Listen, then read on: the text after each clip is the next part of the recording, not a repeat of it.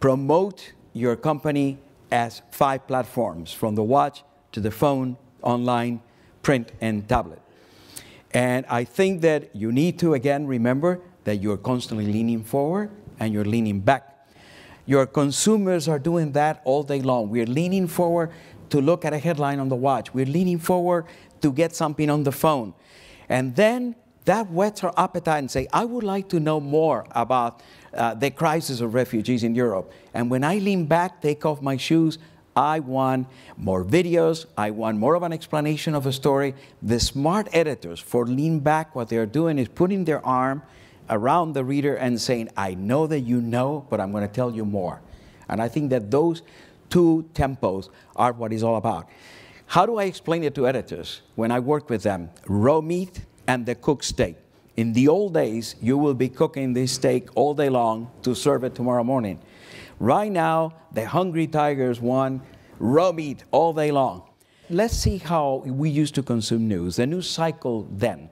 Reading the newspaper was a morning ritual, uninterrupted from beginning to end, 1, 2 cups of coffee, you will do that. Perhaps you would listen to the radio on the way to work. And then the news left you alone. At 6 o'clock, you will catch up with the news again on television. It was wonderful for editors. They had all day long to produce a news package that will be presented at a certain time. If there was an emergency, there will be a telegram. But in between, the news largely left you alone. And that, my friends, is the big change today. The news never leaves you alone. And since you are the ones who are preparing news to present it to people, you are never left alone either. You have to be constantly doing this.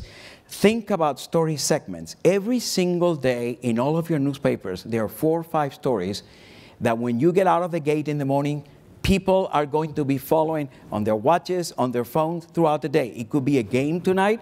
It could be that Beyonce is coming to sing in your town tonight. It could be a political crisis. 4 or 5 stories. For those stories, you do this. You create segments. So we created these templates, okay? We used the mystery of the Malaysian flight for this prototype. So if that is one of the 5 stories that people are going to be following on their phones, you don't need to begin with, on such and such a day, this plane disappeared and they haven't found it. Don't tell me any of this. All you did is a logo that says the mystery of the flight. And in this segment, we have who said it. We have a quote of the latest that somebody has said about this at 10 o'clock in the morning. Maybe 1 hour later, the Minister of Transportation of Malaysia has something else to say. Maybe by 2 o'clock in the afternoon, all you have is pictures. They're still digging, they're still trying to find the plane. And then one of your columnists in tomorrow's newspaper is going to have a column about the subject. So you ask that writer to give you 20 lines, and then you put them in here. You can also have a graphic. So you are telling the story 1 beat at a time, and eventually you get it all together. These story segments, by 6 o'clock in the evening, you have a graphic, you have a quote, you have a commentary. The reader who puts them all together will be able to see all of this, but you've never written that story in a traditional story format. We need to start thinking about presenting information that way, non-linear ways of telling stories. And that's what we're training our students to do. Not that the big story disappears, but that you have to train them to think differently on how a story is told in one platform and the other. And so at 6 o'clock in the evening, there's a tablet edition.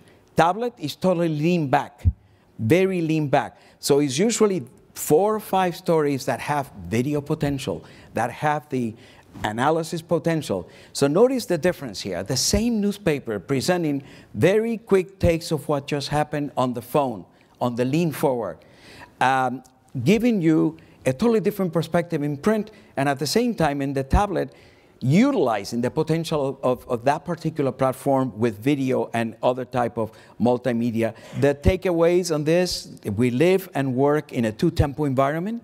The first step is to define your storytelling philosophy across platforms. You cannot just go from this presentation and start doing this. You have to sit down and do a 1-day workshop with your people. Let's say that there is breaking news in the city. How are we going to go from point A to point B? How do we break the story on a mobile platform, and how do we develop that story later on?